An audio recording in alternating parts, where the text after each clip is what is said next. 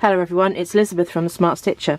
In this week's video we are going to take you through the process of cutting out and assembling your glove. Now if you've watched any of my other gloving videos, the process is actually the same in terms of what we're about to do. I'm going to take you through just for the purposes of having everything in one tutorial, but I'm going to show you each of the stages. First of all, we just need to have a look at our templates because we need to add in a few letters to help us assemble our thumb piece when it comes to it. So I'm just going to zoom you in. I'm just going to show you the bits that I'm talking about. So on our thumb we have the letters A, B, C and D. Now you might remember from my pattern making tutorial we had a line from A to D. I've since rubbed that out and I've labelled each of those points. Now they correspond to our thumb piece. And on here we've got point A, point B, C and D. Now between B and C we'll have a line that we will cut open. That also means that on the reverse of both the trank and the thumb piece that we have got basically everything else in reverse as though it's been mirrored. So please make sure that you have marked those points on to your pattern piece. I've also just taken a moment to label my left and my right so that when I'm cutting out my pattern I know that I've got to reverse everything. As you're looking at it, if you've got the thumb hole on the left hand side then that is your right hand. So I've labelled that and then I just flipped it over, and with the thumb hole on the right that is your left hand.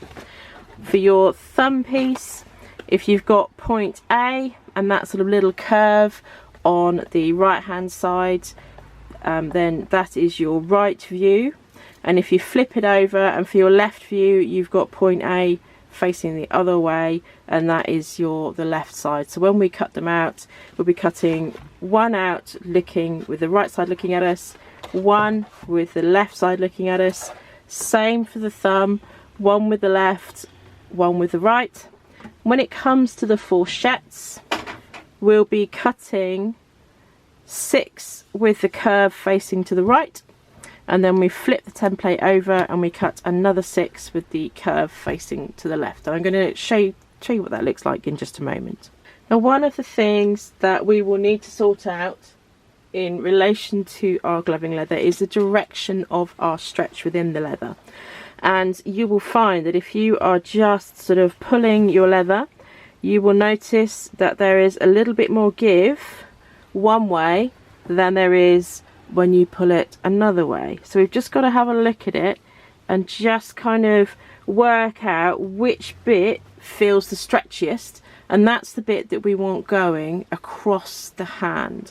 So the sort of stretch within the leather is its own kind of science. So it's about making sure that you know that where it's really stretchy, that's the bit that's going across the hand, and we don't want, there will be a little bit of give going the other way, but it's not as much, and the difference should be quite noticeable. Now I'll do a larger sort of shot of this, but as I was starting to stretch mine just now I could feel that mine was going a lot more one way than the other way, so there's not as much give. Now I initially thought that I had my leather the other way around and I thought I was sort of, oh that's a bit more stretchy, but now I've turned it round and I can definitely feel that that is the stretchy part, and that does have a little bit of give but not as much. So I know that when I lay my pattern pieces out we want the stretch going from left to right. One of the things you want to do when you lay your leather out is make sure that your stretch is going from left to right, which I've done with mine. You also want to do a visual inspection of both the left and the right side so that you can sort of check for any imperfections or any areas where the leather might just look a little bit kind of furry, or there might be any holes, because we don't want to put our templates over these particular bits because you can see that they're sort of a little bit soft, a little bit squidgy, a little bit hairy, and that actually also affects the texture a little bit on the surface as well. So I know that I want to just make sure that I'm avoiding those areas and that I'm putting my pattern pieces down on those areas where there aren't any isn't any damage, but there's also, it's got a good sort of surface texture as well. Unfortunately, this is quite a wide skin. I've got my stretch running from left to right, and I need to start now placing on my pattern pieces, avoiding the areas where it's a little bit more kind of fluffy and not as good a quality. Now I've actually got an additional pattern piece just to show you what I mean when we're talking about laying everything out. So you might find that you can get both of your gloves out of one side. I'm looking at mine and I'm thinking that's possibly going to look a little bit tight. This second one that I've got here is just to show you the layout, so don't sort of panic. I'm not going to make two uneven gloves, but it may be that I've actually got to sort of turn my piece around and upside down and then sort of lay them out enough so that I can get two tranks out. And of course I've got to remember to turn it over so that I get a left and a right. Now you just need enough space between your pattern pieces to be able to get your blade of scissor through. You don't need acres and acres of space. So once I've sort of had a little bit of a look and a little bit of a layout, making sure that I can get both my trank pieces on, I'm then going to look at the best position for my thumb pieces, which I need to cut two with one reversed, and also my fourchettes. Now you want to minimize waste, but you also want to get the best areas of your leather for your gloves. Now I might just have a quick look at that sort of upper end where the top bits of my gloves are and just sort of say, okay, can I get a little bit more out of there and leave a bit more of an area down here perhaps. Anything that's sort of fluffy or damaged, it's really good to be able to keep hold of that and use it as your sewing sample. Now I've had a bit of a check of my leather and I can see from the sort of the upper section where my fingers are that actually the leather is actually pretty good there, and it's just very not as good quality right by the edge. So I've been able to move my pattern piece up a little bit. The leather on the right hand side over this side is actually quite good, so I should be able to get quite a few fourchettes and my thumb templates out from this side, remembering to flip the thumb. And then I'm also going to get my other trank, so I'll flip that pattern piece over so that I then cut out the other one, and I'll be placing that just so that the pattern piece is upside down, and it's going to look a little bit like that, but I'll be able to get two from that side by side, which will leave me a nice sort of big bit of leather for something else at the bottom. So we're going to get drawn on and then we will be able to cut out. You're going to need one left trank, one right trank, one right thumb, one left thumb, and you're going to need 12 fourchettes, 6 facing one way, 6 facing the other way, as we discussed. Traditionally in leatherwork, silver pens have been used to mark the leather to sort of make it easier to see what you are cutting out. Before I sort of draw on with my pens, I just want to sort of do a quick check. Now I've got a gold gel pen here, and I can see that on the leather, and I know that if I just use a baby wipe, I can sort of dab it off if I've made a mistake. You can use something like a biro or a felt tip, but it's just worth knowing, you know, what you might need to do if it goes wrong. So I know with the biro that it doesn't really come off in quite the same way. Sometimes the gel pen can leave a slight shadow, but that will sort of fade as you work the leather. I find it fades as you work the leather. So always do a test with your chosen pen or a couple of options just to check what works for you on the leather that you're using. I know it's a little tricky to see, but I'll just try and zoom in a little bit. But on the mat now, on the leather, I've drawn around all of my templates. Came very close to forgetting to turn my trank over, I have to confess. However, I have rectified that particular issue and I have everything now drawn out. So the next step for me will be to do a little bit of a rough cut. So I'm going to use my leather scissors, and I'm not going to charge through the areas sort of down here where I've got a large bit of leather, I want to keep that nice and new so I can use that for something else. I'm going to just sort of come in from the edge, and I'm going to very carefully just rough cut, leaving a sort of a very small margin around each of these sort of sections or pieces, so that I can then go back when I'm sat comfortably and cut in and get a more accurate finish on the cutting. I'm not going to use a knife or a scalpel because that will stretch the leather, so I'm going to use scissors to make sure that I get a really nice finish on the edges. Now when we're cutting out our trank, we're not cutting all the way down to the base of the finger, so I've still got the little dots there marking them on, but I'm not going to open the fingers completely until we get to that particular finger. The reason for this is that the leather can stretch and become distorted, and I don't want that with my fingers, so I have left the dots in position so I know where I'm cutting to, and if these start to fade I can always put my paper template back on and just quickly put them back in. I also don't worry too much if I can't get a clean V down where I want to within the fingers. Now the reason for that, perhaps with the exception of the index finger, is that we're going to be cutting and opening up, and I tend to find that I do a little bit of trimming just to sort of straighten the edge anyway, so I'm not going to worry if I've sort of got almost like a U shape here. It means that when I open up the finger completely I can then come back and trim it. What I don't want to do is try and trim it and actually start to take a little bit out of the finger either side, because that would be really awful. Here you might find that you've just got to sort of go really carefully and almost leave that until you're ready to sew the finger and then give it a final trim. But the others we will be trimming to sort of get a nice taper anyway. To open up the thumb hole, I'm going to, if you do exactly the same if you were using paper or something like that, I'm going to fold the leather and make sure that I'm actually cutting into the excess that I am cutting out. I'm going to do a little snip with my slightly smaller leather scissors. These are sort of a pair of sort of thread scissors really, but they also work quite well for smaller areas.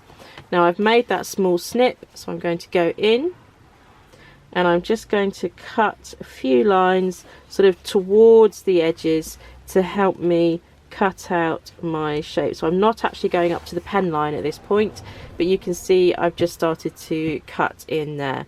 Now I find it quite handy to sort of start almost cutting towards with these two lines and then work my way around the rest of the piece. So I'm just going to really carefully snip into my leather,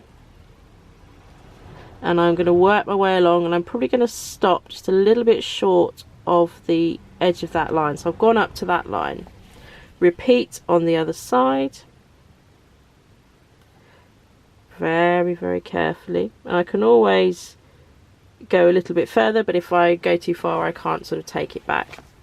I'm then going to trim my curve. Now this might just sort of be a technique preference, but I find it quite useful to sort of almost come into the curve from one of my snips, taper in, and then cut out the thumb hole. So I sort of tapered in from that side, and we're just going to work our way carefully around.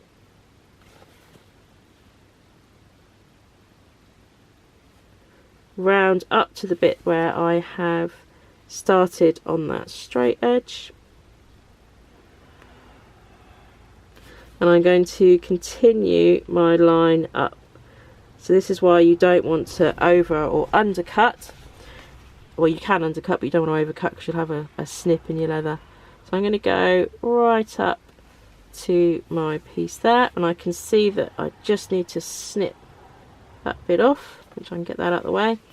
And then I can come in and I can just very carefully, I'm almost sort of giving the leather the tiniest of stretches so that I can make it nice and straight, and then I can just cut off any bits that are bubbling out. And then I will come back, and I've obviously turned it upside down now, but I'll come back up and I shall do exactly the same on the other side. Right, we are all now cut out, and what I've done as well is just go round on the edges and anything I know that I'm not going to be using. So any marks for the fingers I'm leaving, but anything say on the side of the hand I can just dab off my pen If you're using a pen that doesn't come off when you're cutting out, make sure that you are cutting on the inside of the line so that you're cutting off the pen as you go. I tend to find that the gel pens work, or the silver pens work quite well for me, because they do come off as I start sewing, and I can always use my card template to put things back on again. So we have everything cut out, so the next thing to do now is to get into the stitching. So we have everything cut out, and the next thing to do now is to get into the stitching. It can be quite useful to have a left hand and a right hand pile. You'll need to make sure that of your fourchettes you've divided those into half, so half will go for your left hand, half will go for your right, and you have then got your left and right trank, so it can be quite handy to just have a pile of those clearly labelled. So the first thing that we need to sort out when we are preparing for our sewing is the type of needles that we're using. I'm using betweens, a size 10 for my tacking stitch that I'm about to show you, and also a size 7 for my actual sewing when we come on to do that. When I am tacking, I am going to be using just a simple polyester thread, one that is a colour that I probably don't normally use, so I know that I've got to take it out. And I'm actually going to be sewing my gloves just using a Gutermann's polyester thread, and I'm going to be using 2 strands of that to sew the gloves with. The first thing we're going to do is I'm going to show you on a piece of scrap leather, so I would always advise just having a bit of a practice with a scrap piece of leather first. I'm going to show you how to do the tacking stitch and how to do the what we're calling pre-stitch, or sometimes we call it stab stitch or running stitch, but it looks a little bit like that stitch that you can see here in the glove. Now the reason I'm using a betweens needle is because they were traditionally used in glove making, but also because they're a little bit stronger than, say, sharps or embroidery needles. So they're very good to sort of be able to push through the leather. I use the number 10 because that's slightly finer, and that's really good for tacking. It leaves a smaller hole. And then for my actual sewing, the 7 is really good. But again, if you're using a slightly finer thread, you could possibly use a slightly smaller needle as well. But I would always say just do a little bit of sampling to work out what works for you in your situation. So I've got my thread in my needle. I've got a generous arm's length of thread, and I've just waxed that and just taken off any excess wax from the thread itself. And then I'm going to use just some sewing clips to help me level up my leather. So I'm going to I've got a couple of scrap bits here that I'm just going to clip together, and I want to try and keep my clipping fairly close to the edge where my stitches are going to go. What I don't want to do as I'm clipping my leather is suddenly start to sort of go right down into it, and this is where you want to almost test what you're using, because I don't want to end up with any sort of permanent mark on my leather. So I'm going to just sort of very carefully stick to my sort of seam allowance where I'm going to be sewing. Now with my tacking thread, you might be familiar with tacking where you're doing almost like a extended running stitch along the piece. We're not actually going to be doing that. We are going to be bringing the needle from the back to the front. I'm probably somewhere between 3 to 4 millimeters from the edge of the leather. I'm going to pull my thread almost through until we've got a tail that I can sort of grab hold of, and we're going to just knot that. So I'm going to just do, it doesn't matter if it's a granny knot or reef knot, you basically don't want it to sort of come apart. So the wax will act as a bit of security there, and once you've done your knot, you can just cut your tail off, because you'll actually be breaking the stitch when you start to sew. And we're just going to repeat that process along the scrap piece of leather, and we'll probably put them sort of possibly every 3 to 4 centimeters. And if I was practicing on a curved piece of leather, I would have them a little bit closer, because with a curve you just want to make sure that everything is aligned and sitting nice and correctly. Something else that might help when you're doing your tacking is if you stop a little bit short of your edge where you're going to start your thread, you can start your thread without having to undo a stitch. So for example, I've started quite close to the edge at this end, and that might, though I could start my thread here and sort of behind, it might just sort of get in the way. So if you stop a little bit short, it can just be a centimetre or 2, then you can sort of start your thread off without having to take your tacking stitch out. So to start my thread off, now when I've finished the glove, this is the side of the leather that we're going to be seeing, and this is obviously the inside. And what I want to be doing is starting my thread off on the inside.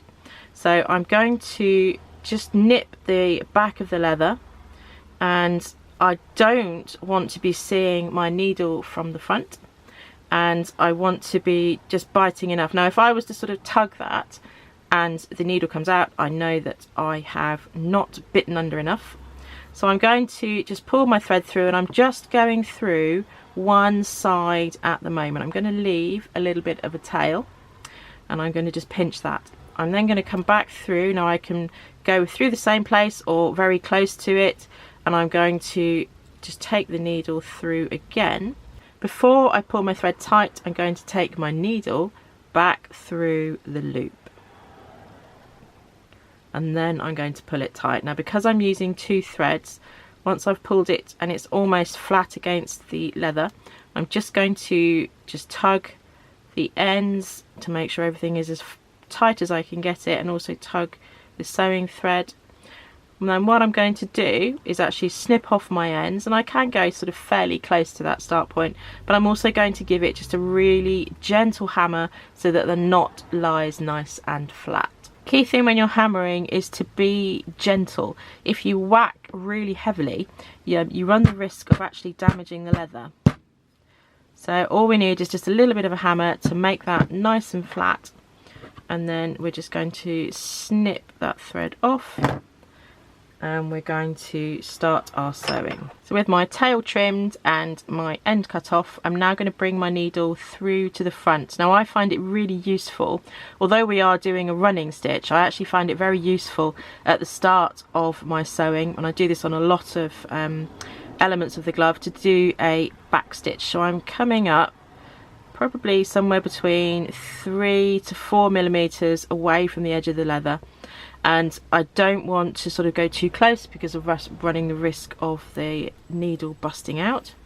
So I'm going to again just bring my threads through nice and carefully, and then I'm going to start off by doing my back stitch. So again, you want to keep your stitch gap and stitch length consistent. I'm sort of aiming for somewhere in the region of sort of 3 to 4 millimeters, but before I push my needle through, I am just checking where that is coming out on the back of the leather. If it's not where I want it, then I can just reposition it without committing to making a hole. And I'm going to go just back again, just pull your thread through, make sure that everything is lying nice and flat. Now I'm using a colour that I quite like, orange and purple as a combination. You may wish to sort of do a thread colour that is a little bit more sympathetic to the colour of your leather, so the stitches aren't as visible. It's entirely up to you. When you're coming through from the back to the front, you want to make sure that again you're keeping your stitch length consistent, and you are able to then just put the tip through first. I'm a little bit close to my first stitch, so I'm going to just reposition that, and I'm going to come through from the back to the front and make my stitch. Now when I get to my first tacking stitch, it can be very tempting to shove your needle underneath it to break it open, but you've got to just be a little bit careful that you don't in effect pull it through the leather and end up with a massive hole. So I'm just going to use a stitch ripper, and I'm just going to gently put it under just to pull that one out, and then I'm going to carry on sewing. So all I'm doing is now just working my way along to sew to practice my stitching and to kind of get my eye in. So sometimes it's useful just to do a bit of sampling as a little bit of a warm-up, just to get your eye in, to get your hand-eye coordination, and to try and get that consistency with your stitch length and the gap between your stitches and the distance from the edge. Sometimes things do go a little wrong, and you might, for example, slip, and this is going to be slightly exaggerated so you can see it on camera, but say for example I'd started my stitch and I've clearly come out way too low, and say for example if I've pulled my thread through already and I'm like, oh my goodness, look at that, you know, that's not going to work for me. So we want to take it out. Now the lamb napper is a little bit more forgiving, And that's obviously an exaggerated mistake, but sometimes it just so happens if your hand slips, if the doorbell goes, if a cat walks across your camera, you might get a little bit stuck.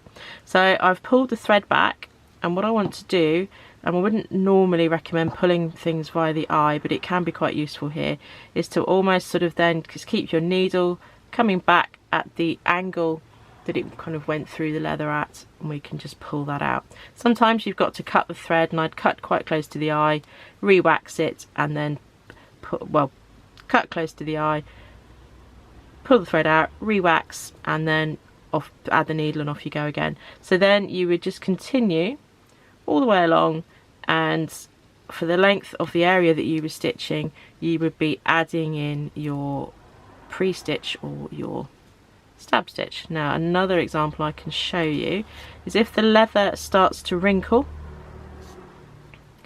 and again this is exaggerated, but if it starts to look a little bit like that, you know that you've pulled your thread too tight, and these stitches will pretty much break as soon as you try and put the glove on.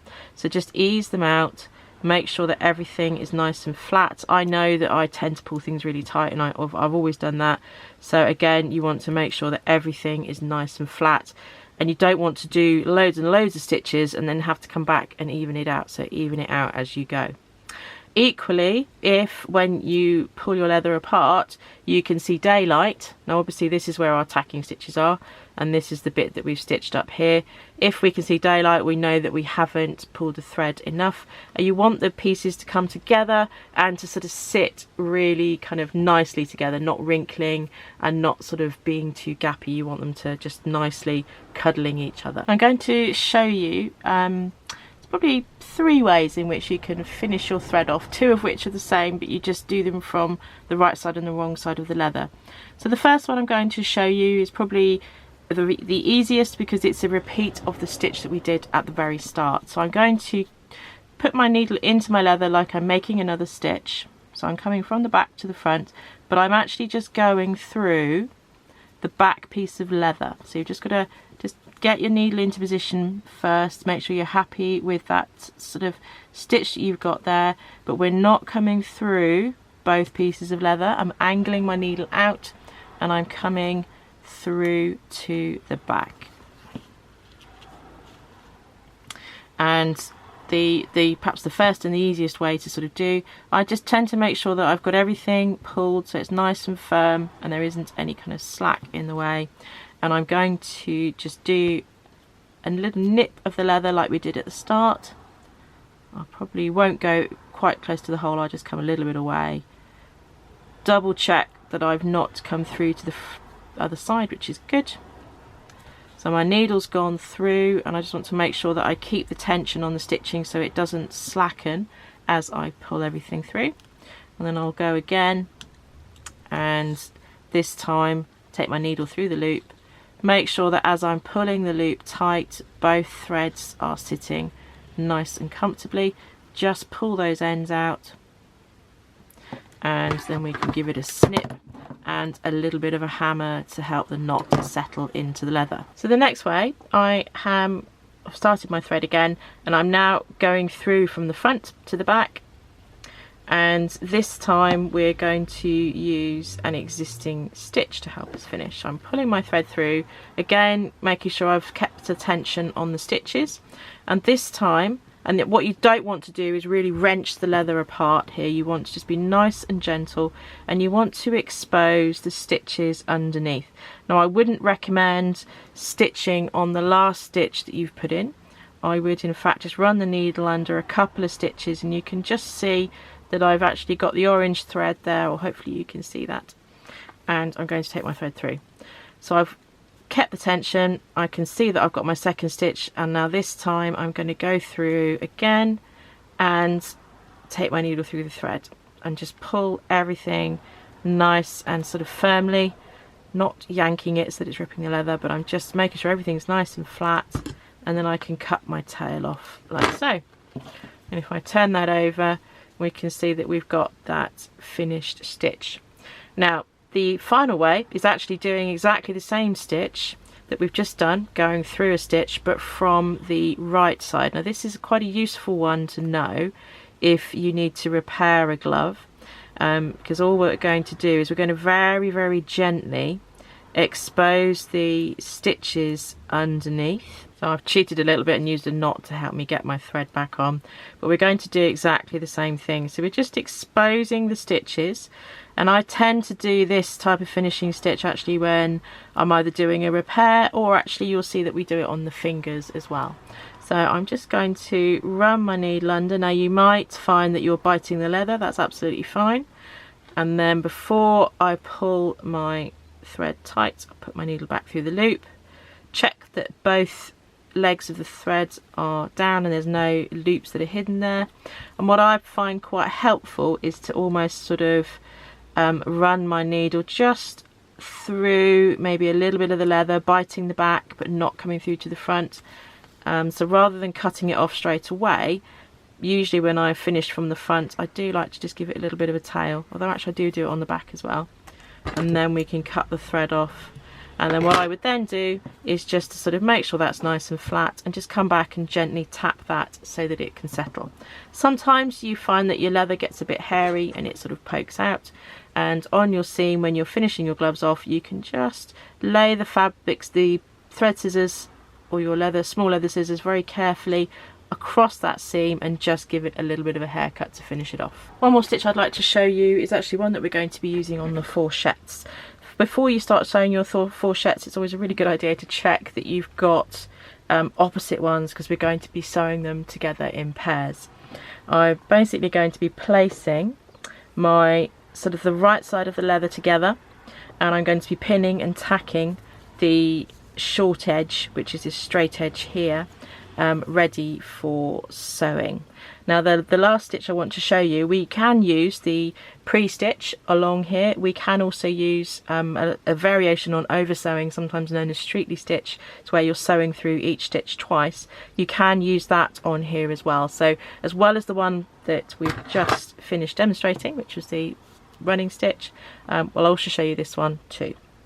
And when I'm sewing my fourchettes together, you can do all 3 pairs or all 6 pairs, it's entirely up to you. I'm getting this ready because once we start the thumb piece and then we move on to the index finger, it's quite handy to have this ready to go.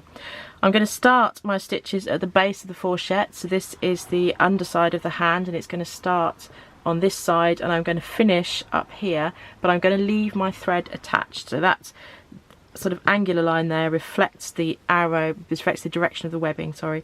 So I'm going to start here, work up to the top edge and leave my needle attached.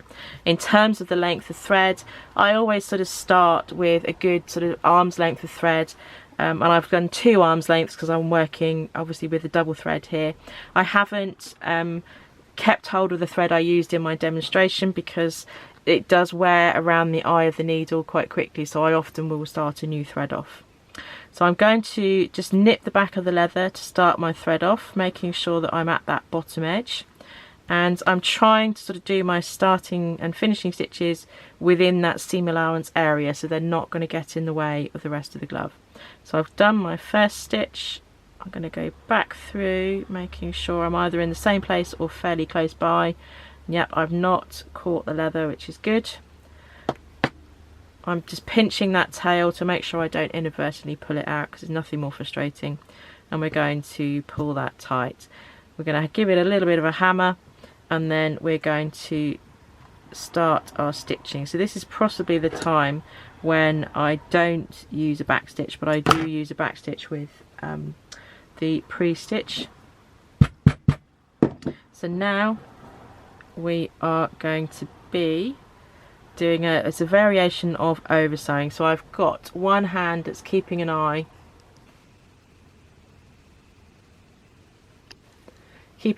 on the leather, making sure that it's nice and level, and I'm just going to come down. Again, I want to keep a consistent stitch distance and a consistent distance from the edge.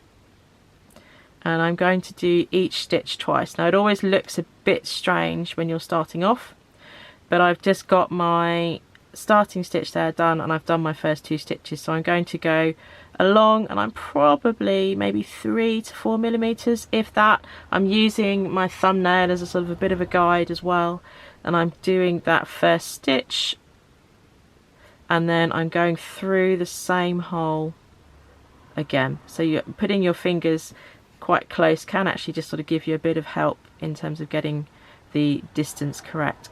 When I get to my tacking stitch, I'm going to be making sure that I use my stitch ripper to break that out, because although it is tempting, what you don't want to do is to do anything that's going to potentially weaken the leather.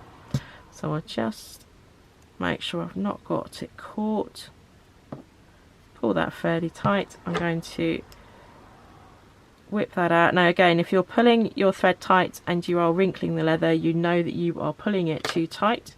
And equally, if you can see daylight, you don't want to have that, because your thread stitches will be too loose.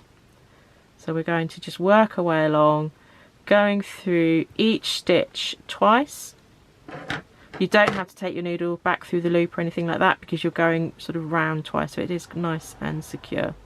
So again, work your way along, and when we get to the top, we're going to leave the needle attached. Now I've just finished my stitches. I've actually gone a little bit closer to that top edge to make sure that I didn't have any of this corner kind of flapping down a little bit. I've done my final stitches. I've given my leather a bit of a hammer, just a gentle one, because you don't want to sort of damage the leather, and it will be, if you hammer it too much, you can actually end up sort of just causing the leather to completely separate, so don't do that. And I've just left my thread attached, and I'm just going to pop that to one side. Now when you're glove making, if you wanted to do the rest of your fourchettes, you could. If you do them as you get to each finger, you could also do that as well. So one of the first things that we're going to say before we attach our thumb are our points. Now you don't have to have points on the back of the hand, they are there purely for decoration. So this is what they look like when they have been stitched. They don't in any way, shape or form affect the fit of the glove, because you're working with such a fine margin. So you can leave them off completely if you wish. You could do a completely different design, you could punch a design and sort of have nice holes instead. It's entirely up to you. So if you are doing points, this is what you will do next. So I've got a pin in either end of my point, and I've actually drawn a line to join the points together. Now I want to pick up my leather and I want to fold it so that that line is on the surface and it's exactly upright with no kind of sway to the left or right. And I'm just going to pop a couple of clips on to hold it. Now this is actually quite difficult to tack, so I'm not going to do that. And in terms of the type of stitch you can do, you have the option of doing either of those that we have covered here. What we're going to do is to start the thread off at the back, and I tend to always start with the middle point just because that sort of often feels the best place to start. And I'm going to nip the back of the leather and then bring my needle through to the front. Now if you're doing your back stitch, you will come up sort of a stitch width away and you'll go back down. If you are doing the streetly stitch, you'll come up level with that pin and do 2 stitches and then start sewing. So it's entirely up to you which one you do. The difference with both stitches is that you're not coming sort of 3 or 4 millimeters into the leather. You're actually just going through and almost biting through that very sort of top section. So I'll just show you what that looks like. So I'm going to do streetly stitch on my points, and what I've done, started my thread off with nipping the back. I've come out to the front level with the base of my point, and as you can see I've got my clips in position. Now I'm going through probably just the very kind of the fold of the leather, so I'm not coming right the way in like I would if I was doing the side seam or a seam on the finger. It's really just a really fine bit of leather, so it's just that little bit at the very top of that fold. Now with the streetly stitch, we're going to do each stitch twice, and I find that just doing 2 at the top and 2 at the bottom just helps to sort of balance out the effect of the stitch. So I've done my first 2 stitches, and now I'm just going to keep that consistent, it's very small distance from the edge. It can be easy to put your needle really a little bit further in, but you don't want to do that. So we're just going to keep that now and work our way up, and then when you get to the top, you have the option of taking your thread through to the back like you would do anyway, and you can either nip the back of the leather or you can go through an existing stitch, and it may be that you have to kind of look at that when you see it in order to make the best decision as to what to do.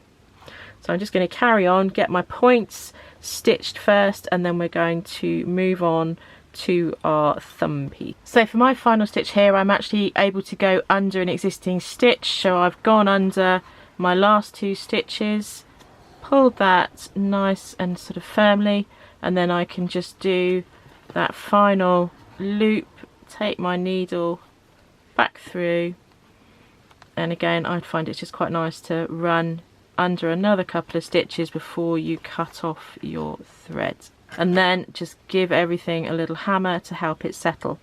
When you are exposing your stitches for this particular piece, and when you're doing your finishing stitches, it can be quite tempting to really kind of pull the leather apart. Don't do that, because it would just pull the stitches through the leather and you won't get the finished effect that you're after. And we're on to the second and third points, and we'll complete these in exactly the same way. If you notice that your sewing thread has really started to twist up, now let me just see if I can sort of exaggerate that a little bit, you may wish to just sit and unwind it a little bit. What you don't want to happen is for any lumps or bumps to start appearing in your stitching, and if it has kind of wound itself together a little bit, it may not sit completely flat. So just keep an eye on that as you are sewing. And obviously if it starts to feel a little bit like it's not coming through the leather easily, then just add a little bit more wax. But if you've had too much wax, you end up with the wax just kind of coming off around where you are stitching, and it just looks a bit unsightly, and you'll know then that you've put too much on. So points 2, points 3, off we go. And here we have the finished points. I've given them just a gentle hammer, and by doing that I've just folded them onto their side a little bit and just given each one a gentle hammer to help it settle. The next thing that we're going to attach are our thumb pieces. Now you may remember when we were finishing up drafting out our pattern, we wrote the letters A, B, C and D on there, on our card template, as well as on our actual thumb piece. And these letters are the points where they basically attach together. So A attaches to A, B to B, and so on. Now what we've got to remember, of course, that this is reversed. So we're currently looking at the right hand for both of them, and we've got A, B, C and D, and then A, B, C and D. And then how that looks on the leather for the right hand, actually you can see here we've got A, B, C and D corresponding to A, B, C and D on my thumb section. Now please don't draw on your leather unless you know you can get the sort of the mark off very easily. Sometimes I find that even if I use a baby wipe to pull off anything, I know that sometimes there's a little bit of a shadowing, so I've drawn on for the purposes of showing you how they sort of connect in just a moment. So the right hand looks a little bit like that, and then the left hand, which is the hand I've been working on, will look a little bit like this one here. So in effect it's the mirror opposite. So we've got our A over this side, B, C and D, and then we've got A, B, C and D on our thumb piece as well. So please, please, please just be really careful. Use something that doesn't mark the leather, or mark the back of the leather if you're going to mark it, so that just to help you remember. But those are the sort of points that will correspond. We will be starting by sewing this sort of upper thumb seam to get us underway. So when we start sewing our thumb piece, we're actually going to fold the thumb piece in half, and we're going to sew around to point B to start with before we attach it into the trank. Start my sewing off, I'm just going to nip the back of the leather with my starting stitch. I'm just going to check that I'm not coming through to the front, and I'm going to do another stitch. So this is the technique we showed you earlier, and before I pull the loop flat, I'm going to just take my thread back through the loop, pull it nice and flat, make sure it's sat flat against the leather, and then I'm going to cut the tail off. Now if you happen, as you're pulling it flat, to pull the thread out of the leather, you know you didn't bite in enough. I'm just going to gently hammer that, and then we're going to bring our needle out to start sewing. So hammering in leatherwork can actually help just settle the stitches and make things a little bit more comfortable. And because of the type of knot we're using, if you run your hand over before you hammer it, you'll find that it's almost like there's a little bump there, but after hammering it's really flat. But be gentle, because if you hammer too hard you will actually just sort of split the leather, which we don't want to do. So now I'm going to just fold this in half so that the top matches up, and this is where, if you've got a sewing clip, that can be really helpful. I'm not going to worry about my thread for the moment because I just want everything to be lined up, and we're going to clip and tack this. So I've just got a couple of clips in to hold everything nice and level. You want to make sure that you've got a nice kind of flat fold. If you've got sort of drag marks with your clipping, you know that there's some tension, and you just want to unclip and then basically ease that tension out before we put our tacking stitches in. So the next thing we're going to do is put some tacking stitches in. I'm probably going to put a couple in, possibly one just after the clip. I'm not going to start tacking right at the edge here because I'm going to be using that in just a moment when I come back to start my sewing. So I'll probably do one at the sort of the very top of the thumb, and then add a couple more in between the clips. I like to use a back stitch when I start my gloving off, because I feel that gives me a much more sort of stable beginning to the glove. I've brought my thread out to the front, so I've come from in between my layers out to the front just because that's how I prefer to start. And then I'm going to take a stitch and again, the stitches aren't very long, but I'm going back on myself, coming out, just checking where I'm coming out, and I'm now going to just do my running stitch along the edge around to point B. So that's all we're going to do here. Keep checking that your thread and your stitch length and your distance from the edge are all consistent, and make sure that your thread doesn't start to get twisted. If it does, just unravel it whilst you're sewing. So basically now I'm just going to sew all the way around to point B. As I get to the tacking stitches, I'm going to use a stitch ripper to remove them, and then when we get to point B, we're actually going to then attach all the other points A, B, C and D to the trank. As you're sewing around the tip of your thumb, and with all the glove sewing that we're going to be doing, you want to try and keep a consistent line and length and a consistent distance from the edge. Now I tend to prefer for my stitching something along the lines of 2 to 3 millimeters for a stitch length and a similar distance from the edge, and it's quite a sort of a challenge in a way to sort of make sure that you are trying to be as consistent as possible. It won't be possible to be 100% accurate all of the time because we're not machines, so you have to kind of almost accept yourself that there's going to be a little bit of a tolerance, and it might be that a couple of stitches might just be slightly out on where you'd want them to be. Otherwise we'd never get beyond sort of sewing the first sort of part of the glove. So aim for that consistency, and then we're heading off round to point B. So I've finished my stitching round to point B. I happen to have brought my thread out on the side where I've labelled point B, but if you've got your thread on the back, that's absolutely fine as well.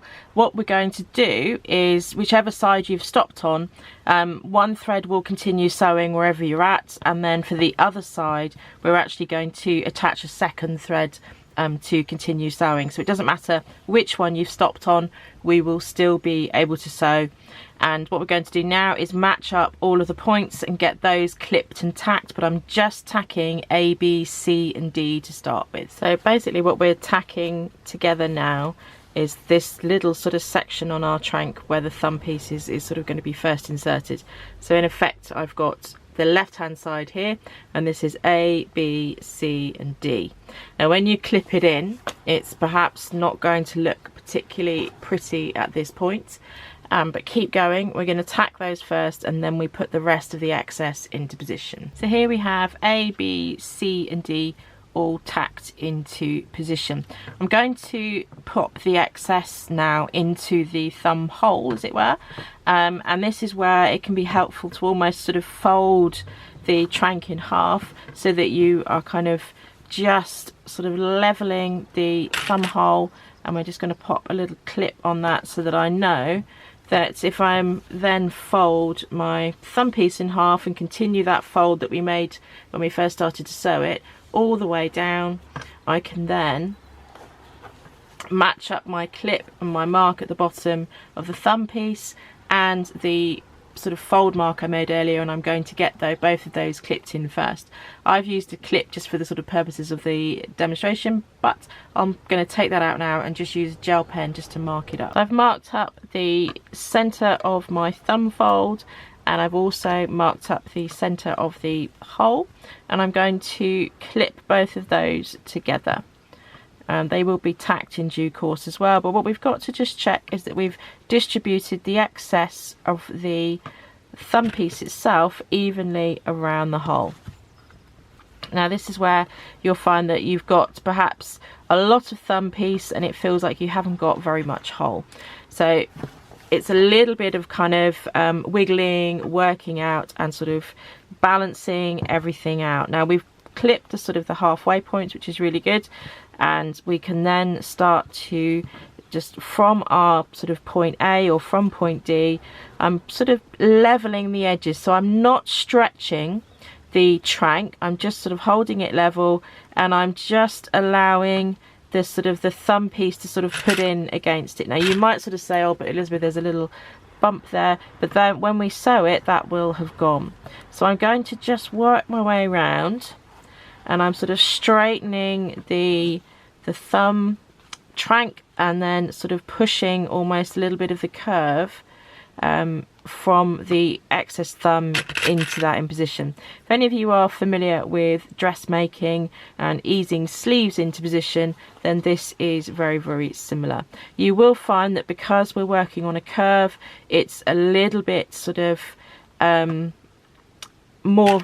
you will find because we're working on a curve that you'll be using a few more clips. Now at the moment I've got an extra fold there which is going to be balanced out once I have gone all the way around both sides. So I'll start now on the other side and I'll come down and then I'll have a look, and it might be that I've just got to work that excess back up into that side of the glove. So with a bit of wiggling we're now into position, and I was able to just distribute my fold that I had on one side within the other side. So my marks at the sort of the base of my thumb and the base of my trank here where I sort of line them up, they're slightly out but not enough to kind of make it obvious within the piece itself.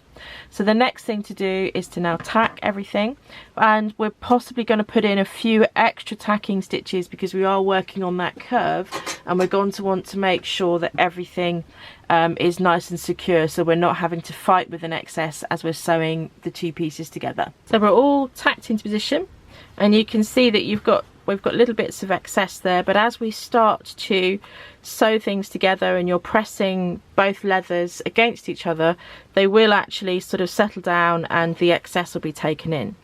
Now when I finished my previous stitching at point B, my thread was here, so I am in effect going to go from point B to point C to point D. If your thread finished on this side, then you're going to sew down to point A.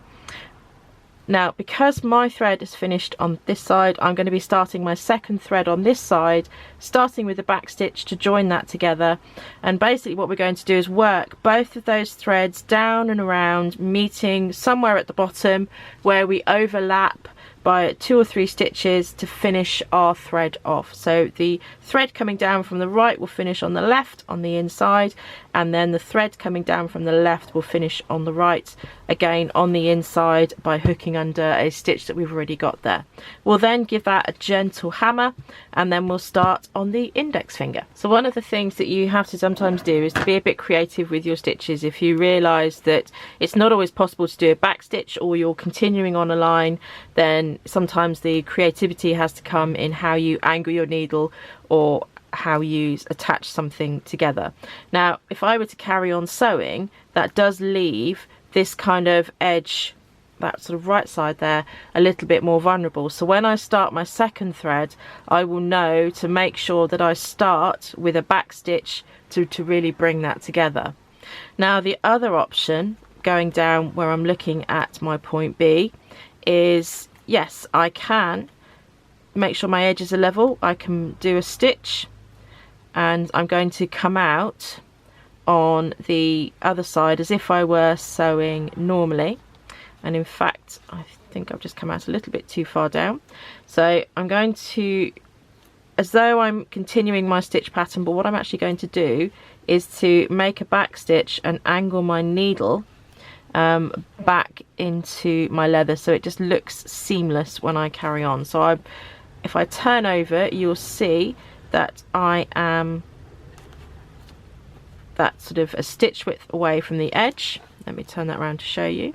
So what I'm going to do now is I'm going to go in through my first layer, but I'm going to angle my needle so I come out just ahead of my previous stitch. And you'll sort of might tell me off and say, oh, that's not so good, but when you put the next line in, that will settle down. So I've still got a little back stitch there to help it on its way, and it will settle when I put in my next line of stitching going down to point A for me. So again, once I've got that one in, I'm now just going to carry on sewing, and nobody who's watching who hasn't seen this video will know that we've got a little angled stitch in there. So we're then going to carry on sewing down to the corner for point C. So I'm now almost at point C, and what I've done is just adapt and shorten my stitch length a little bit so that I can take my needle right through the corner of C and bring it out with its sort of corresponding C on the thumb piece. And I just want that, just means that I can actually get that sort of particular point really sort of pulled together quite nicely. So I've just adapted my stitch length as I get to that corner, and then I can kind of carry on down to point D, and when I get to point D I'll just do similar again. Now, just because I'm on that sort of the outside of my C thumb piece, again you might find it useful to adapt your stitch length. So as I come around to this next stitch, I'm actually making it a little bit longer so that I can angle the needle back in and come out very close to where I went through as I approach the corner, and that just gives me a nice sort of bit of stability and a little bit of extra strength by having that slightly longer stitch there. And I'll repeat that with the other points as well. Now the point for D, I don't like that sort of poking out on the surface like it is at the moment, so I like to push it under and keep it stitched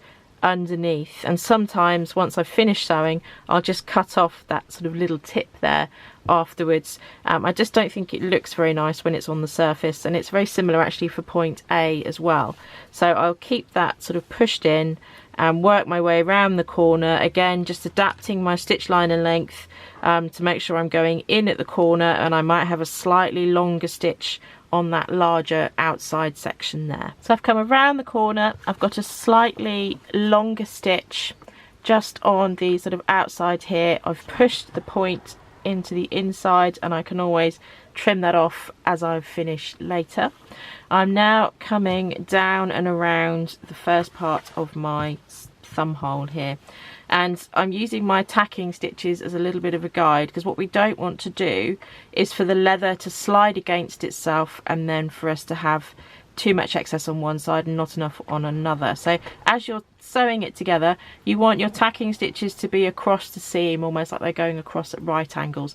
If they start to drag in any direction, you'll know that the leather is walking a little bit, so just make sure that you don't let that happen. I've actually just had to take my needle off and take a few stitches out because I wasn't happy with how it was starting to look.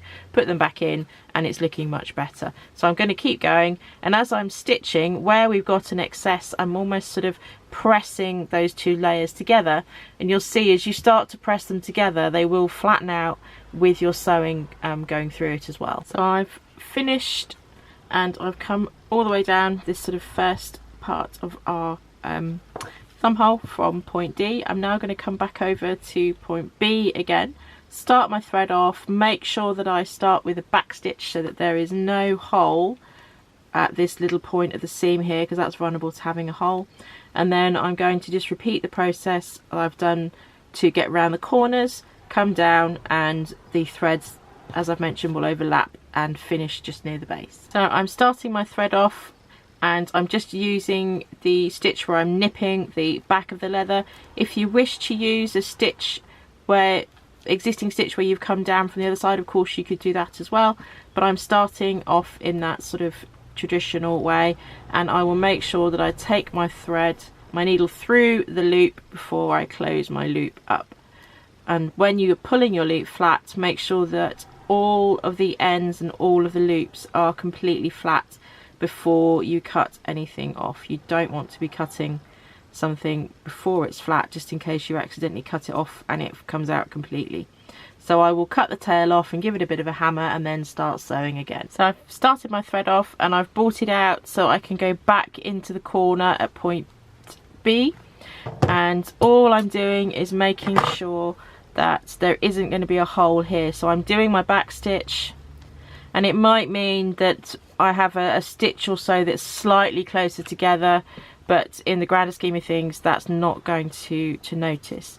So again, make sure that both threads are pulled nice and flat, and then we will carry on in that stitch pattern. Something that may help when you are stitching down the ease is to sort of almost think as though you're creating the tiniest of wrinkles in the actual thumb piece, and then you're sewing sort of normally and keeping the outside part on the trank there completely smooth. So if you can see, hopefully you can sort of see what I'm talking about here. So I'm just got a little one that I am about to sew down. I've got a few little wrinkles here. If they just catch the light you'll be able to see, but actually when you sort of look at it, and by the time I've given them a gentle hammer, you won't actually know that there's a little bit of a wrinkle. So as I'm sewing my thumb piece down, it's almost as though I was trying to sort of think of a good way of describing it, because I'm not picking up a lot with my needle and making a pucker like you would if you were making a moccasin. I'm actually just picking up the sort of the tiniest bit of excess, so that I can then create the stitch without ending up with it looking a bit weird. So if I just pull that through and show you, so in a way I've got perhaps a few extra millimeters on this side, but that just gives me that sort of nice sort of flatness then against the curve. So I'm not puckering a big amount and having a real pucker like as I say you might in a moccasin. I'm just sort of pulling the sort of the tiniest amount over to then create that flat effect. I'm at the point now where I am ready to start finishing my threads off. I've brought my stitches down and I've met almost sort of fairly centrally at the base of the thumb. I've kept the same sort of stitch pattern, stitch length, stitch distance, but I've just adjusted it a fraction so that it looks as though my stitches are completely seamless, so that when I do my finishing stitches, although I am sewing through the same holes, it just looks like there's no sort of join, it's not obvious at all, and it looks seamless. So my thread that's come down on the right hand side is now going to go over to the left, and then when I've done that one, the thread that's on the left will come over to the right, and I'll do that by sort of making probably 2 to 3 stitches, and then when I go to make the next stitch I'll just go through that single layer of leather just like we did when we were demonstrating our starting stitches, and finish my thread off on the inside, and I'll use an existing stitch or I'll just bite the back of the leather to do that. So I've done 2 to 3 stitches. I've now come out and I'm just now going through one layer of leather. So I'm actually, my thread is in the thumb piece and I'm just going through, rather than coming out the other side, I've just gone through that one layer where I'm now going to do my finishing stitches. So I'll pull this thread through, and if you're finishing in the leather itself and you're nipping the leather, then you want to make sure that you have your right into the stitches here, and that's nice and discreet. If you're using a stitch to finish, then make sure that you've exposed the stitches that you're just going to hook under. You have to be careful if you're doing it this way to make sure that you're not pulling the leather apart. So just take care, just gently use your finger to help expose the stitches, and then I've actually gone under a couple of stitches and now I'm going to do my finishing stitch. So it allows me to keep a little bit of tension on that final stitch that I made before I finished my thread and it came through to the back here. So I've run through, just woven through those layers, and now I can just cut my thread off. I can finish the other side and give everything a gentle hammer. So here we have our finished thumb. And obviously the good news is that the other hand is exactly the same. Just remember to match up your letters A, B, C and D. And then we are now onto the index finger. So when we start our fingers, we're going to start with the index finger, and then we are going to work out towards the fifth finger. The thing to remember is that in our pattern, this is where our fold is, so we don't want to be opening that up. And we are going to sort of start by trimming down and opening up the index finger on the back of the hand as well as the index finger on the palm side. Just take care that when you're trimming that you're going straight and that you don't go beyond the dots at the base of the fingers. To help me with mine, I have added a line which just makes it a bit easier for me to follow. And again, this is using the gel pen that I know that I can rub off as soon as I've cut it open. If you find that your marks for your base of your fingers have disappeared, grab your paper template and pop it back on, but make sure that you line everything up really carefully and then pop your fingers back in again. Just take a moment to make sure that your fingers are just nice and smooth, and that will be reflected in your stitching as well, so we don't want any lumps and bumps to get in the way. So the first bit of our index finger that we're actually going to sew up is this little bit that comes up from the fold to the tip of the finger, but we're not actually going to the tip of the finger.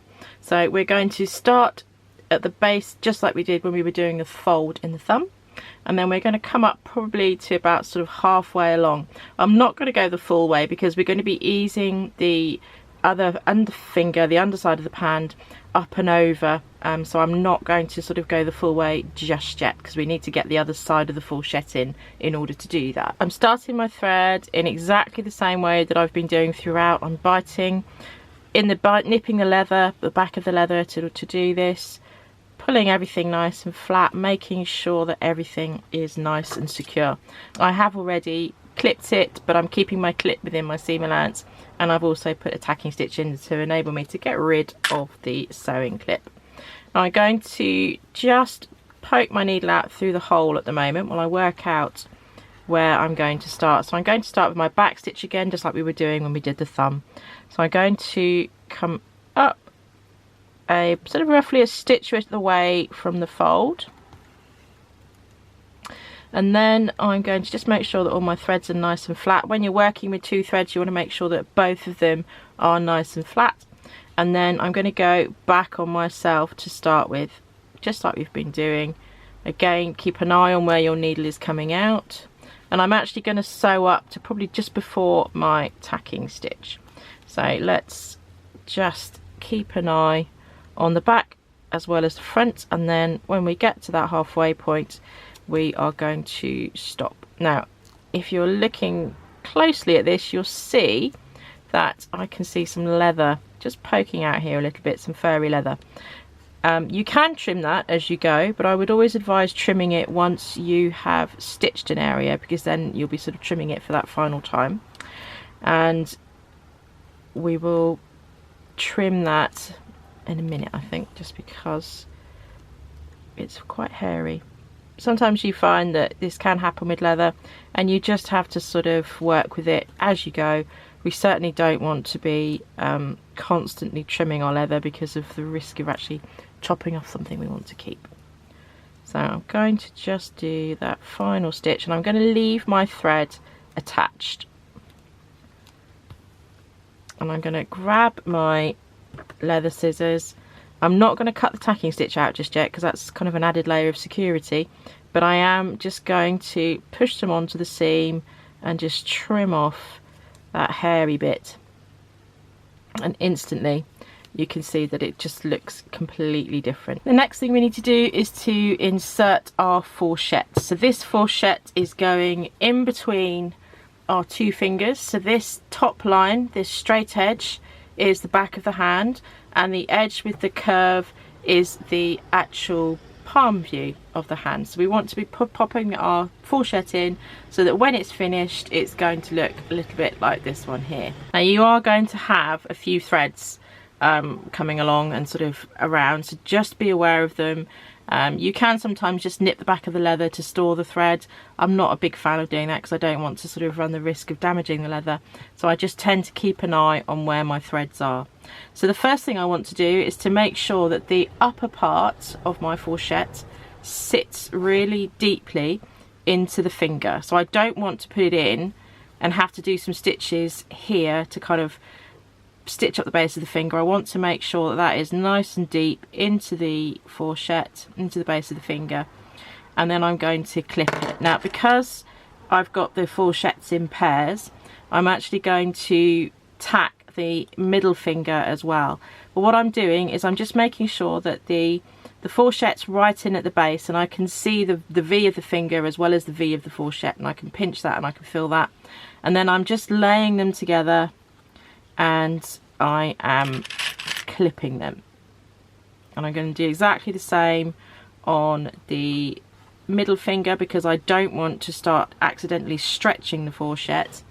So I'm going to make sure that that is nice and secure and into position. So again, just making sure that my fourchette is nice and down in between the fingers, and then I'm going to clip it. You'll note that I'm clipping on my seam allowance, so where I'm going to be stitching, and I'm just allowing the fourchette and the finger to sort of lay nicely together, and I'm clipping them. What we don't want to happen is for you to start to either stretch the fourchette or stretch the finger, because then it's going to feel like the glove is twisted, which isn't very nice.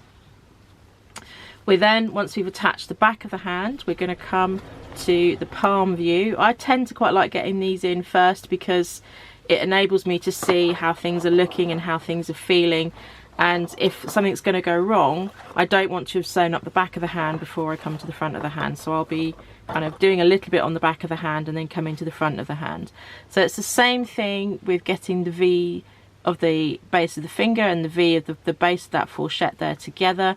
We certainly don't want any fourchettes hanging above our V of our base of our finger because it would be really uncomfortable.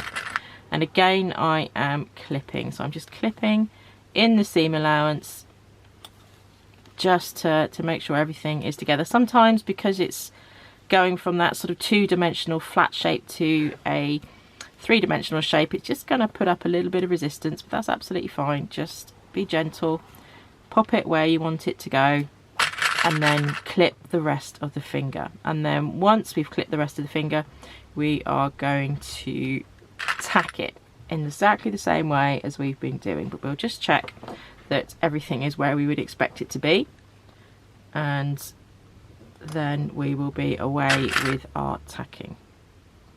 So our fourchette is in position. We've got the back of our hand here, which we can see is nicely lined up. I'm going to check that base of the finger because I can see it's kind of come free. It might just need me to wiggle that back down into position a little bit more, and that's absolutely fine at this stage. You know, we've got wiggle room. We want to get it right because we don't want to have to take stitches out. So once I've sorted out that particular bit, I'm going to then tack, and I'm probably going to use maybe 2 or 3 stitches for each of the seams that we're going to be doing. Something else just to make sure of is that we want the thread that's attached to the fourchette coming out next to the index finger. So my thread finished on the wrong side, so I'm just pushing it through as though I'm making a little running stitch, and it enables me then to, when I do the tacking, to hold this in position. I've then got my thread that I'm going to be sewing with already in the right place for me to start sewing the seam on the back of the hand. So we've tacked our fourchette into position. We've got a stitch at the very sort of base in the V, and then a couple of stitches on either of the fourchettes on the fingers. Now you could at this point, if you wanted to, tack in everything else. I personally don't, because I find that I'm often getting my hand in or opening up the glove in order to check the bit that I'm constructing. So for me to have the rest of them in would just be a little bit frustrating because they would get in the way. So I prefer to do from the index finger out to the 5th finger. Now we're going to be coming back to the thread that we brought out that was at the base of our fourchette when we stitched it, and we moved it so that it was going to come out on the top line on the sort of the back of the hand, because what we're actually going to do now is start to sew the fourchettes into position. So I'm going to start with my back stitch again. My thread's already out in the right place and I'm in the fourchette, and what I'm looking to do is to come up, and then I'm going to go back on myself, but as I go back on myself I'm going down into the V on the fingers as well. So I don't have to sort of do anything radically different with my stitches. I just need to keep that same pattern and length that we started off with on the thumb. And I'm probably going to keep the tacking stitch in there unless it starts to get in the way. So this time I'm going through the base of my fourchette, almost through that first seam that I've done, and I'm looking to come out nice and deep into that sort of V of the finger. So it might take just a little bit of wobbling about and wriggling about to get it into that right angle where we want to go. So we want it right in the base. Lovely, there we go. So I'm actually coming out perhaps a little bit deeper, just because I want to get the fourchette actually pulled right down into the hand. So we'll pull that out. Make sure that we haven't bunched up, and then we will carry on stitching. So that's our very first stitch. The stitch that we're then going to put in might be just a fraction longer in order to make sure that we don't then pull and sort of pull the stitches through the leather, because obviously that is a point where we want to keep it nice and strong. So again, what I'm going to do now is just work my way along, and I'm probably going to get to about halfway along the finger, and then I'm going to bring the underside up to about the halfway point, and then work the index finger a little bit more, and gradually we're going to work our way up to the top. We will need to trim a little bit of the index finger, but what we're going to be doing is actually doing a little bit of easing, a bit like we did on the thumb piece, so that we get our fourchette and our finger pad in the right place. If we don't do the easing, it will feel really tight and a little bit uncomfortable around the end of your finger there. So I've finished sewing halfway up the finger, and I've just popped that thread to one side for the moment.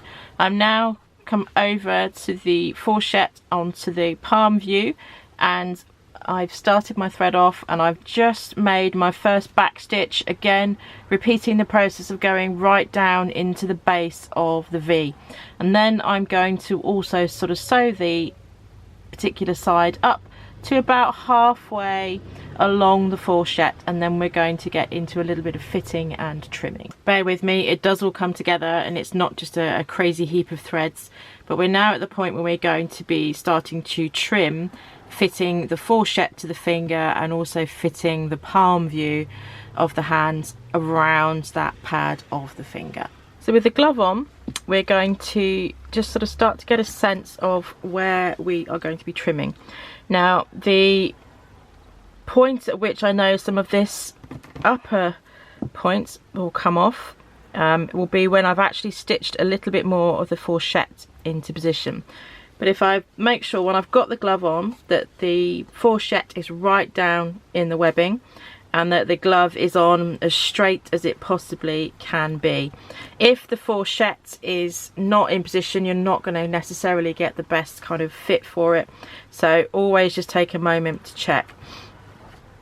And I'll stitch the back of the finger up just that little bit more. I've tried it where I've sort of worked out where I want the fourchette to finish, but sometimes I find if I cut the fourchette too soon, it ends up being a little bit shorter than I would like it. So I'm actually going to take the line of stitching up just that little bit more, because that will also then help inform how much we're going to trim off as well. But if I just give you an idea, although we added 1 centimetre when we were drawing up the pattern, if I put my finger down and just rock it forward a little bit, you can actually see that I'm probably chopping off about best part of 0.5 centimetre at the moment. But we'll do the same thing in just a second when we've stitched up that seam, and then we'll have another look and I'll mark with my gel pen where we're going to be trimming, and then we can finish off the remaining seams. I've just finished stitching up the side of the index finger, and I'm just marked the very top of my finger with where I would like my fourchette to finish. I've got 3 marks here. I won't be using the one on this side, this is just to sort of show you, because you do use it on the other fingers but not the index finger. This is my center line for the middle of my finger, and then the one on the left hand side here, kind of in that 11 o'clock position, is where I would like my fourchette to finish. I find that it's better to finish slightly short of the center point, because you've got quite a lot of bulk coming together if you're not careful. So for sort of comfort and aesthetic reasons, I prefer to sort of finish at a kind of an 11 o'clock on one side and a sort of 1 o'clock position on the other side. So what I've done is I've marked this with my gel pen, and I'm just going to walk the fourchette round so that I can transfer the mark onto the fourchette. So I'm kind of using my fingers as a little bit of a guide here. I don't want to put pen all over the place, so I'm just trying to keep my fingers level, and then I can just mark the leather. I only need enough of a mark to see. This is where you just got to do a little bit of wiggling, because I'm then going to put the tip of my fourchette level with that mark, and it can be tempting to sort of slide it down a bit to keep it away. You don't want the sort of fourchette to kind of finish any sort of lower, so just try and sort of make sure that you're not scrimping on the sort of where you finish, and we're going to just draw in the shape of that fourchette. Now you'll be seeing here that I'll be actually trimming off some of my leather where there is a tacking stitch, but that's absolutely fine. What's important is that we get a really good shape to finish the finger with. The next step now is to actually trim that and make sure that that is a really nice smooth trim, and I'll take out that tacking stitch. And this is really the reason why we don't necessarily come up more than halfway when we're sewing up the underside of the hand, because the taper can sometimes run quite deep, and there's nothing more frustrating than realizing if you've stitched up too high, it's then you've got to be taking your stitches out, trim it off, put it back in again. So this is just a way of making sure that the finger is coming together and it's straight, and then we're ready to trim and finish that last bit off. So I'm going to trim off this bit of leather now and take off that excess that we don't need, and I will also bring the stitches up a little bit, probably about another inch or so, somewhere to just where the finger starts to curve, because when we can actually start to trim off the excess leather on the palm side. So I've taken the seam on the palm side up a little bit more, but not too much, because we're going to now get in position to trim the excess leather off. So I've put the glove back on again, and I've got it eased out right down into the webbing, so there's no risk of that kind of not sort of happening, getting in the way or preventing us from getting a nice fit. And I'm just going to very carefully just rock my finger forward. So I've kind of gone from flat on the table, just rocking it forward until the glove reaches the tip of the finger, and then I'm just going to trace around onto the underside of the leather, so I can then see, with any luck that's going to be picked up by the camera in just a moment, I can then see what I'm going to be trimming off. Now when we're trimming it off, we want to make sure as well that we are tapering into the sides of the leather, so you're not just going to create a sort of a sharp point or anything angular. It's going to look seamless and really, really smooth. What we will then need to do is make sure that the tops, the new top and the existing top, are matching, and then we're going to be easing the palm side into position, stitching it up, and this is where you may find it useful to have an extra clip or two or a couple of tacking stitches to help hold everything in place. So my next step now is I'm going to take that tacking stitch out. I'm going to make sure that we've got a nice taper on both sides of the finger, and then we're going to clip the finger and tack it together again. I've just used a little tacking stitch in the tip of the finger to help hold everything nice and securely. And now what we're going to do is, you can see there's a little bit of an excess on the palm view here, so just like when we were putting the thumb into the thumb hole, we're going to be doing exactly the same thing, just to take a little bit of the leather, just to flatten it out, just to make sure that we get a really good curve and a really good finish to the finger. So I'm going to finish the threads that are on the back of the hand, finish them off first. So that's the thread that's come up the outside of the index finger and the thread that's come along the back of the hand. Now I've got as far as I can with my fourchette at that particular point, so I'm actually going to sort of create a little false stitch now, and I'm continuing up. Now if you've run out of space in your fourchette, then just stitch over this sort of point into the leather as though you were continuing the pattern of stitching. I'm just turn mine over so I can try and grab that sort of very tip and then pop it through the leather. So I've pushed right from the sort of the very tip, or if I couldn't get into the tip, I'd go just over and I'll push the needle through the leather. And hopefully not get caught in all the fingers. Now that's that particular stitch there. And then I now want to sort of almost make it look as though my stitching pattern is continuing in a sort of seamless kind of way, so that I can finish my threads off. So much like when we finish the threads off at the base of the thumb, we're now going to do the same thing but from the right side, and keeping the stitch pattern. So I'm going to just pop another stitch in here. Now this time obviously I'm not stitching through 2 layers of leather, but I will do when I come back up the other side in just a moment. I'm then going to take my thread through and out to the back of the leather there. So imagine that this is continuing in a sort of seamless kind of way. So I'm now basically showing the stitches. I'm going through those same holes. I'm making sure of course that we've got some tension and that I haven't pulled it too tight or got it too loose. And then ignoring the other thread for a moment, I'm going to just overlap by a couple of stitches, and this is sort of the best way I've found for finishing the fingers. And we'll just come back up, so we'll go through the same holes as much as we can. We don't want to end up poking loads of holes through the leather, because otherwise it's just going to perforate it and it won't be effective as a glove. So I'm just using the holes that we've already used, making sure that everything is nice and smooth. So again, always check both sides of your work, make sure that you're happy with how things are looking.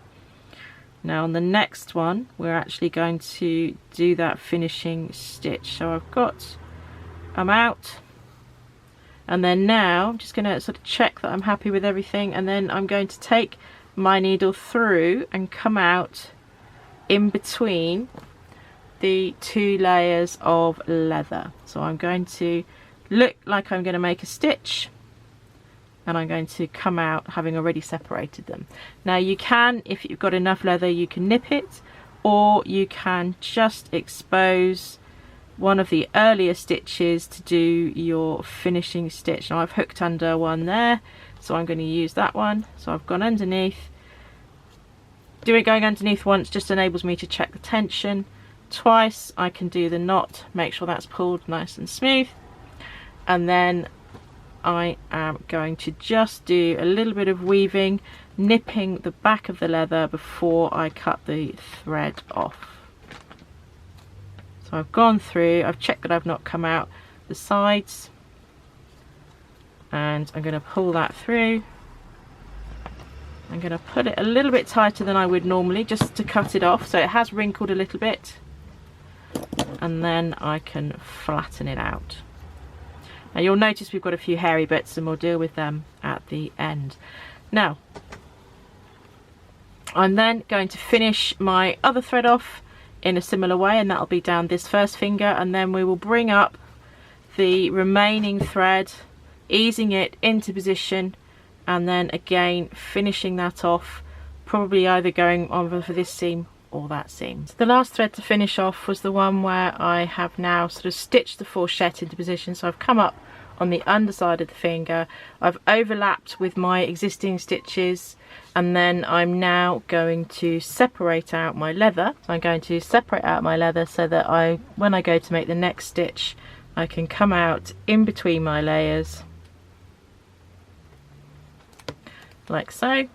And I don't want to do exactly the same spot as where I finished my other thread, but you can be nice and close to it. So I'm going to just hook under the stitch. You can see a bit of my thread there where I ran my previous thread through, pull that nice and tight, go through again. Now there is some good news here in that we've done all the sort of the major bits of construction, because assembling the remaining fingers is in essence exactly the same to that which we have just done, but you've got 4 threads on the go rather than 3. Now you'll have 4 threads on your middle and 4th fingers, and you will just have the 1, 2, 3 threads on your little finger, because when that comes together, of course, it'll be very, very similarly constructed to your index finger, but you will have the long seam coming down the side of the glove.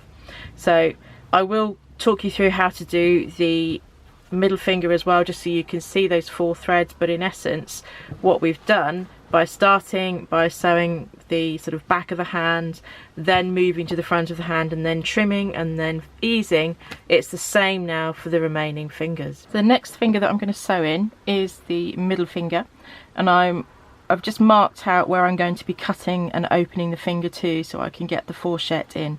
So on the palm side, you can see we're just going to come down but don't go beyond our mark, and on the back of the hand again I'm going to come down and making sure I don't go beyond my mark.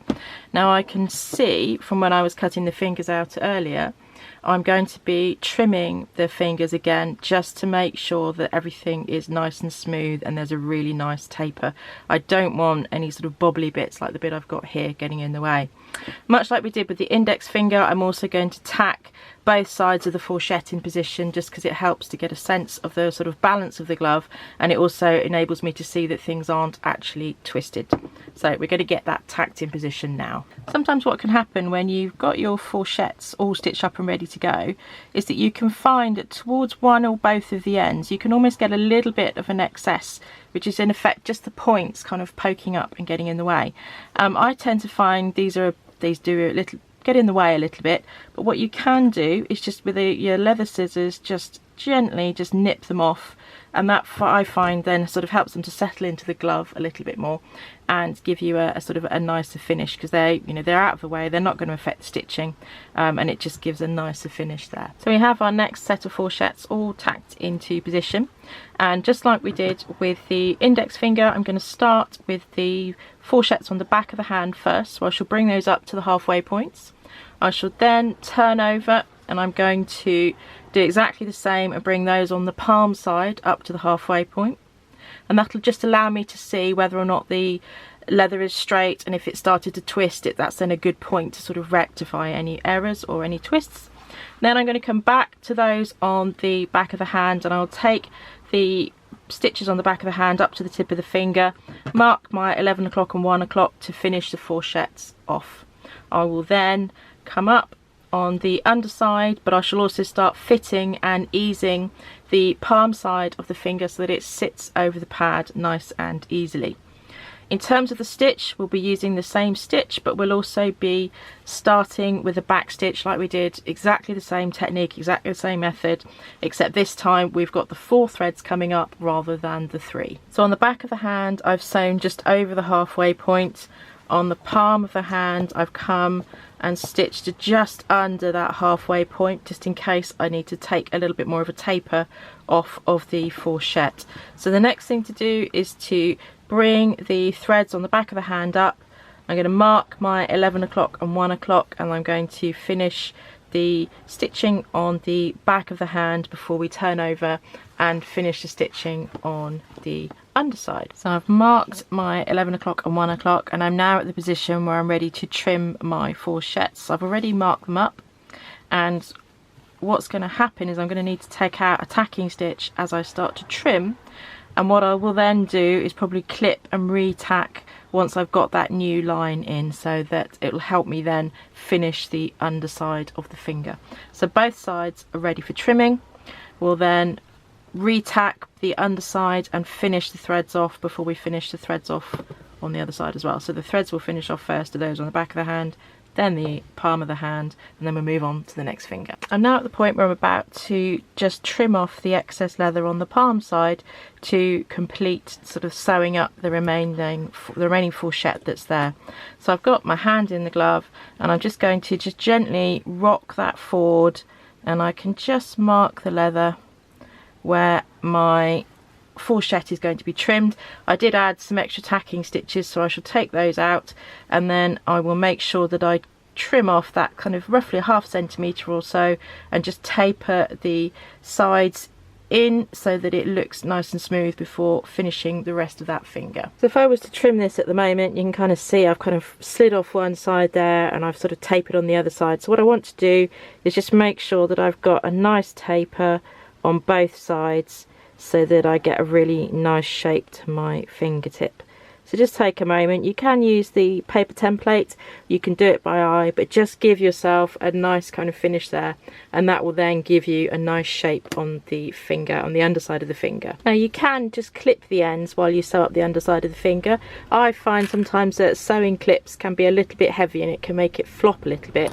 So just popping a tacking stitch in to hold the centre of that seam against the centre of the underside of the hand just helps to keep things nice and balanced, and then will let me finish in a nice even way. We've now completed that middle finger, and the good news is we're going to do exactly the same technique, same method on the fourth finger. So I'm going to open that up, tack the fourchette into position, and then start sewing, doing the back of the hand first, roughly to the halfway point, the palm just under the halfway point, finishing the back of the hand, and then finishing the palm once we've trimmed and sort of tapered and eased the finger pad into position. When you are finishing the underside of the fourchette, so the palm view of the finger, because you might find that the inside of your finger is slightly shorter than the outside of the finger, just make sure that when you are running the fourchette up that you are in fact doing it evenly and it's not sort of leaning to one side or the other.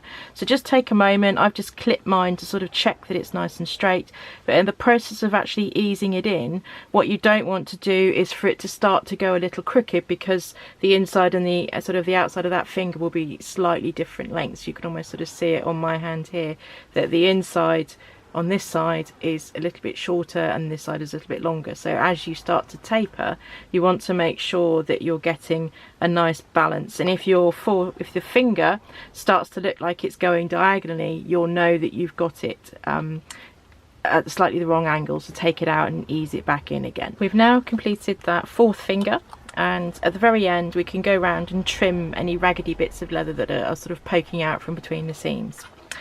The next and sort of the final seam is the fourchette on the fifth finger, as well as the sewing up the side of the glove. When you look at your glove, what I've done initially is to clip mine. I'm then going to tack it. What I want to make sure of is that I've lined up my base, so my base is completely level.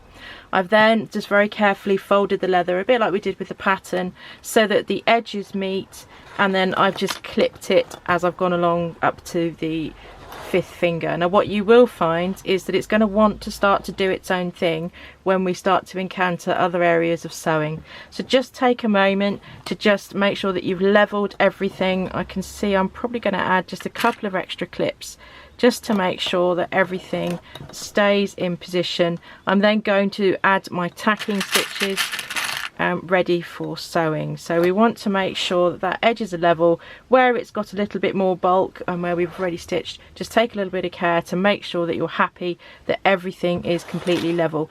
Any mistakes on this side panel will show because it will start to twist and it won't sit properly. So we want to make sure that at the very beginning we've got everything correct.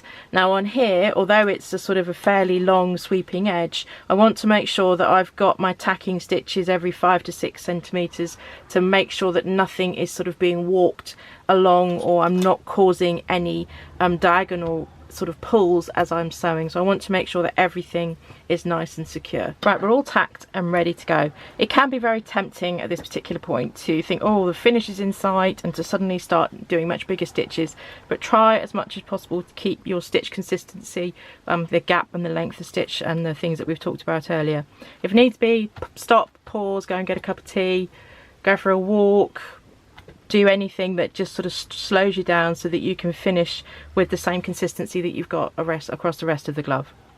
We're going to do the fourchette in exactly the same way that we've been doing with our previous fingers. So we'll get it to the halfway point on the back of the hand, bring up the fourchette on the underside, and then take the back of the hand up a little bit higher to finish that fourchette off and taper that in.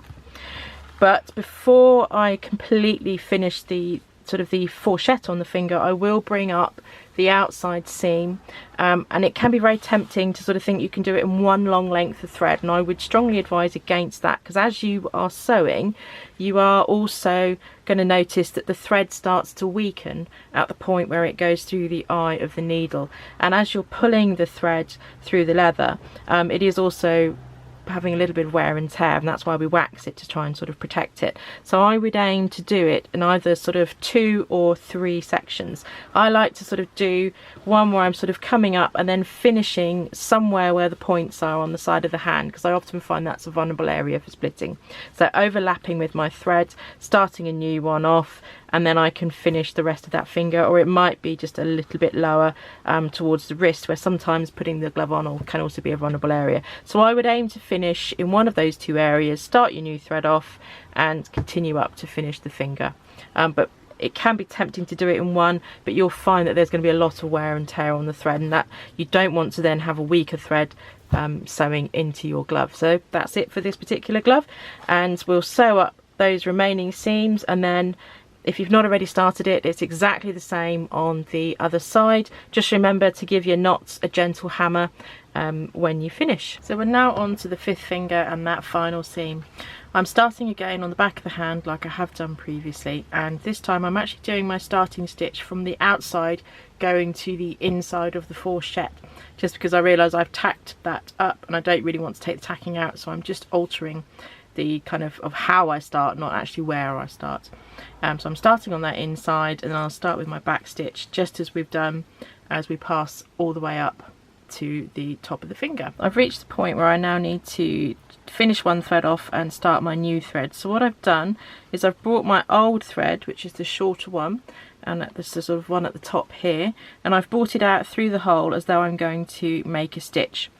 On the inside of the glove, I've actually started my new thread off just by nipping the back of the leather and brought my new thread out through the same hole that my old thread that's about to be finished off has come out through. So what I'm going to do now is carry on my pattern of sewing with my new thread, and then when I'm probably an inch or 2 away from the old thread, I'll be able to overlap and use the same stitches. So I'll go through the existing holes, and then I'll be able to just open up the seam and sort of tuck my needle to the inside to finish my thread off with my loop and sort of to weave it through on the reverse. And here we have the finished glove. We've got our final sort of fingers and our side seam complete.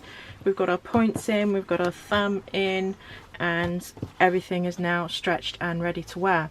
The good news is if you haven't yet started the other hand, then that is exactly the same. So away you go, have fun with your sewing and with your wearing.